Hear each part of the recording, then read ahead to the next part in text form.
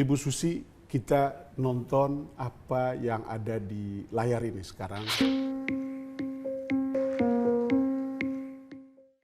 Some 10,000 fishing vessels were illegally trespassing in Indonesian waters, decimating the fish stocks and profiting while local fishermen suffered the impacts. Fisheries Minister Susi ramped up monitoring efforts, held illegal fishers accountable, and is leading the way to a new era of transparency in fisheries management by making Indonesia's vessel monitoring system data available to the Global Fishing Watch platform, which my foundation was very proud to fund and launch. This week in Peru, one of the world's largest fishing nations will commit to sharing its vessel monitoring data as well. This is exactly the type of bold and innovative leadership we need more of all around the world. Ibu Susi, apa arti komplimen yang disampaikan oleh aktor Leonardo DiCaprio untuk Anda?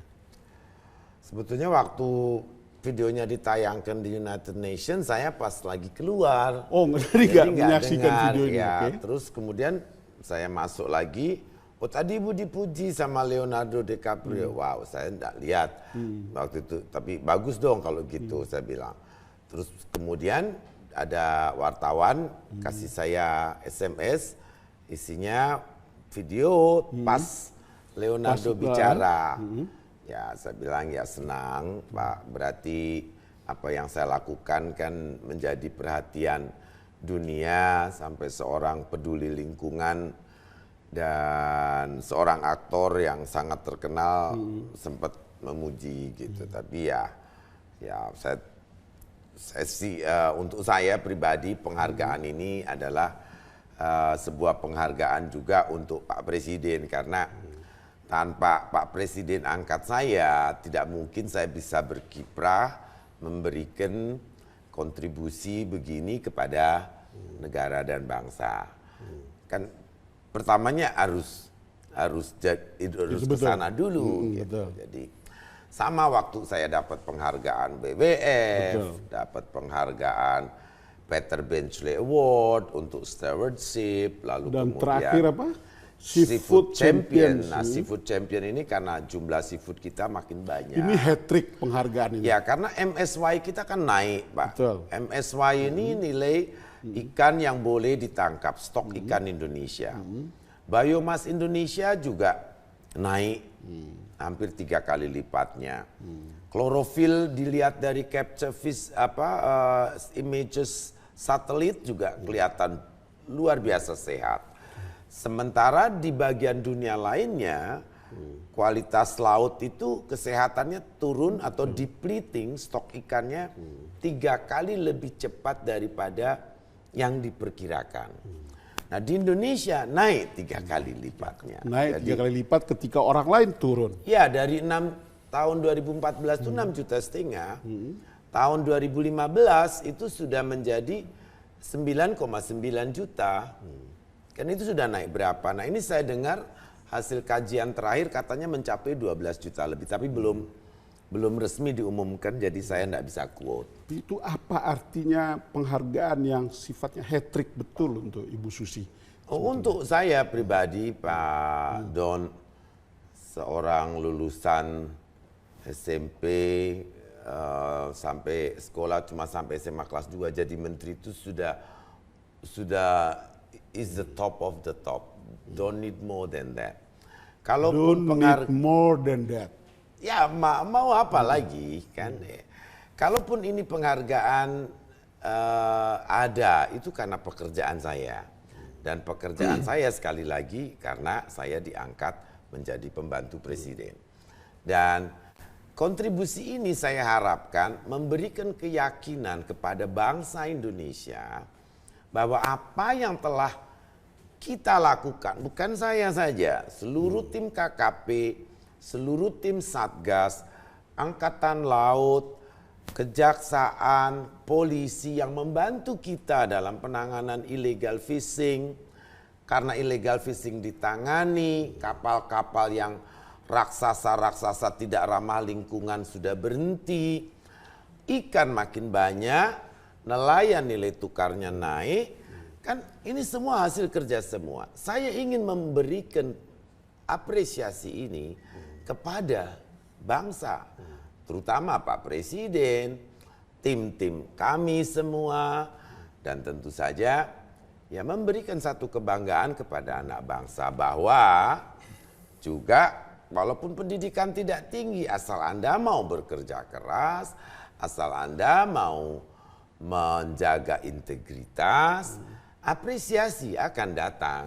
Bahwa doktor honoris causa yang saya dapat juga lewat akreditasi, kan lewat uji kompetensi, bukan hanya begitu saja, tapi saya dites, dicek, diinikan oleh tim guru besar daripada Universitas Diponegoro dan dari tim independen, kan uji kompetensi itu ada tim independennya.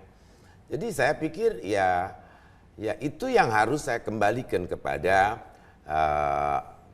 life give me reward, I have to reward back the life, kan seperti itu, Pak. Menarik. Jadi kalau tidak ya life will not continue, kan Pak. Kalau kita cuma taking tanpa giving back kan tidak bisa. Yang kedua ya saya pikir apa yang saya lakukan itu sangat penting untuk negara karena misinya kita kan punya banyak sumber daya. Betul. Sumber daya tambang dan lain sebagainya. Satu saat akan habis. Laut ini adalah sumber daya alam yang renewable. Yang bisa terus-menerus disustain. Kalau yang habis tidak bisa disustain. Betul. Ya, it's be finished. Ikan tidak akan pernah berhenti bertelur, udang juga tidak akan pernah berhenti beranak. Itu contoh cerita ada ilmuwan guru besar yang katanya saya memubazirkan sumber daya alam. Karena ikan kalau tidak diambil, akan saya mati. berhentikan kapal tuh akan mati. Itu mubazir. Udang umurnya cuma berapa hari saja, 120 hari atau 200 hari atau apa saya tidak tahu. Tapi saya bilang ikan udang ini makhluk hidup. Betul. Fitrah makhluk hidup diciptakan Tuhan itu adalah untuk meregenerasi, untuk mereplenish. Alam itu punya kerja mereplenishing themselves to keep sustain and going.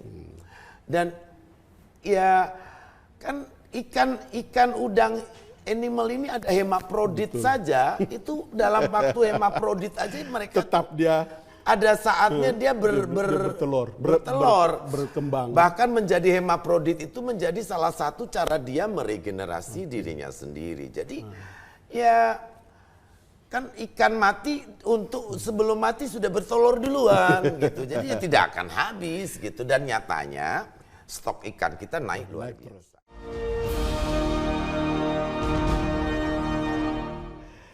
Ibu, ini ada cerita yang lebih serius ya, karena ini cerita atau kontroversi cantrang sebetulnya.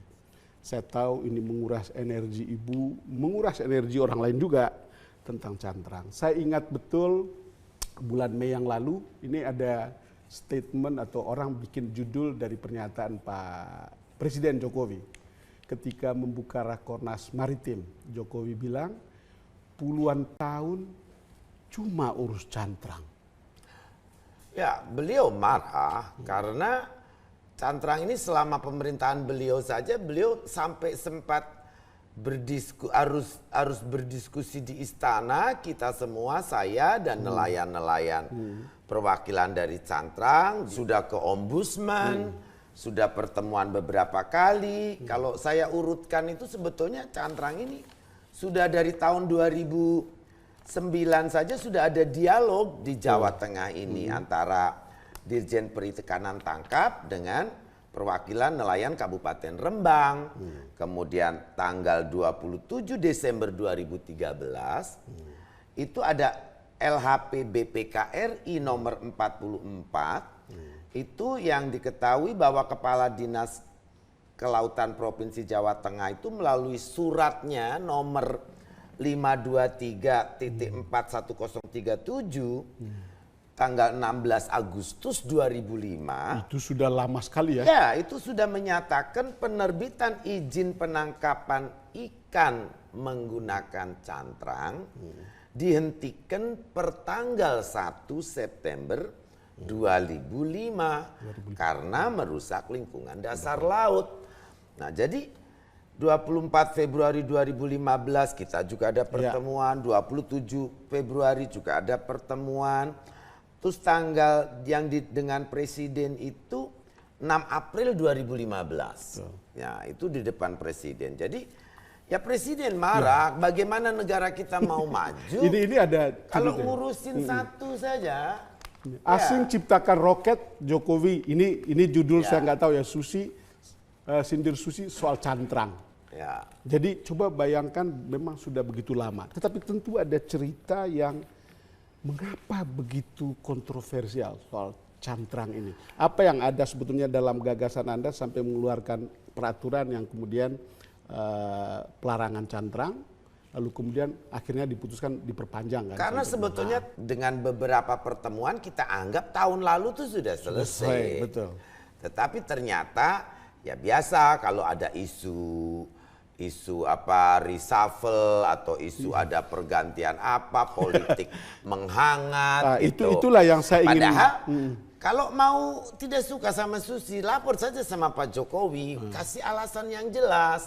Tapi kalau pakai isu cantrang, itu saya kasihan masyarakat. Itulah yang saya ingin sampaikan, bahwa soal cantrang ini memasukkan ibu dalam pusaran politik. Yeah. Sampai ada bilang harus di reshuffle, apa gitulah. Ya, padahal bicara baik-baik, kasih lihat saya apa yang salah dalam pekerjaan saya, yang tidak berhasil.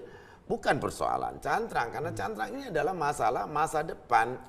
Dan Pak Jokowi sudah punya misi, pemerintah ini sudah ada misinya, yaitu laut masa depan bangsa. Laut masa depan bangsa. Berarti masa depan bangsa kita bukan 5 tahun, bukan 2 periode Presiden Jokowi, atau 10 tahun, 100 tahun, kan beribu-ribu tahun kemudian. Saya paham kebijakan Ibu, karena kemudian kan sebagai menteri Ibu ingin sustain itu hasil-hasil laut.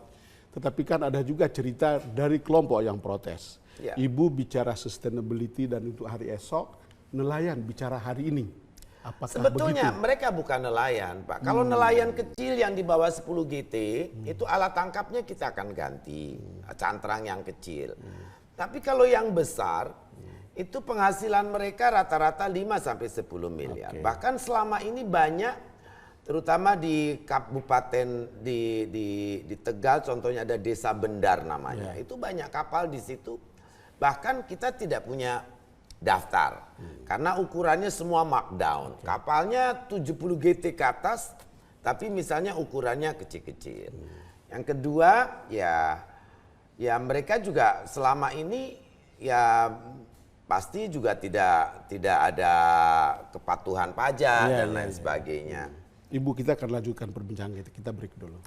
Pemirsa, kami akan segera kembali.